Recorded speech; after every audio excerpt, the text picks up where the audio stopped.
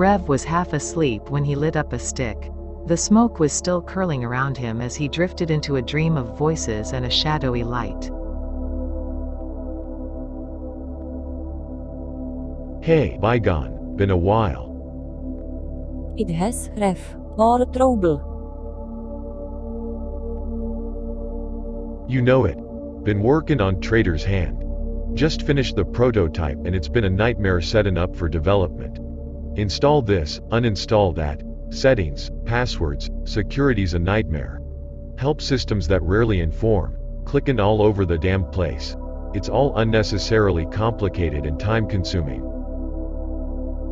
My head was starting to spin and I was getting headachy and crabby, seeing the worst in everything, so I took a break with some music and vids. Problem was, I was so head up trying to get started and wanting to be right in all at the same time that I was doing too much at once.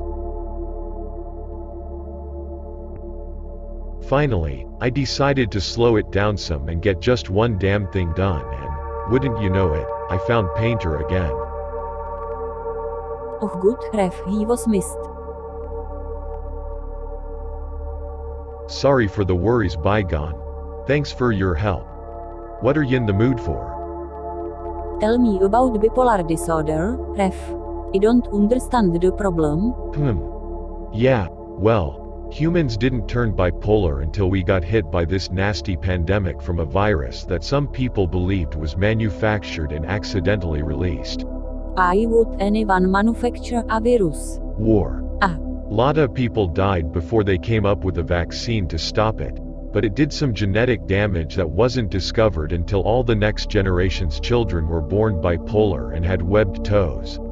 The toe thing died out by the following generation, but humans stayed bipolar permanently. When I found out I was bipolar, no one knew much about it and, in most cases, it was hell to treat. Most of the universe is bipolar. I treat it like a disease, Rev. Hell, Bygone. Back then it was a nightmare most of the time. When I started learning how to deal with it, I looked back at my life and realized why I was such a troubled mess for most of it. My restless ways, the incessant talking, the stealing and recklessness, those tormented drug years when I felt so alone in the world, damn. I did enjoy some of the good things that came with it. It was just a theory back then, but some scientists believed many of Earth's greatest people were bipolar. For the most part, they were highly creative, high-energy, moody people who often met with tragic deaths. I was something so basic, so much trouble. They called it a mood disorder. And that was putting it mildly. For many of us back then, the genetics to keep the bipolar function regulated hadn't developed in humans yet. Oh, me. Yeah, you know it. When I was a teen I got so depressed that for about a year, I didn't do much else but go to school and lay on the couch thinking dark, lonely thoughts. Nice thing about my early years was that most of the time I lived in a mild hypomanic state where my energies were high without usually being frenetic.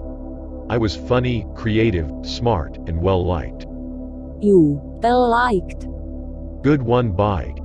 Yeah, besides being funny, I was very empathetic with a need to help people feel better. Usually, I was pretty good at it. Hell yeah, I was an argumentative cuss, even back then. A brother-in-law once said, "You'd argue with God." It's my understanding that you have, with more than one. You're really hitting me with zingers this time, Bygone. Nice to see you in a good mood. When I got out of the drug mess that screwed me up even worse than I already was, I stayed in that hypomanic state most of the time, until I got married. During those years I was in a weird mixed state, depressed at home and hypomanic at work. When the marriage ended, that came to a screeching halt. I was depressed, drinking too much, and when I went to a psych for help, he put me on an antidepressant that made me hallucinate for a week.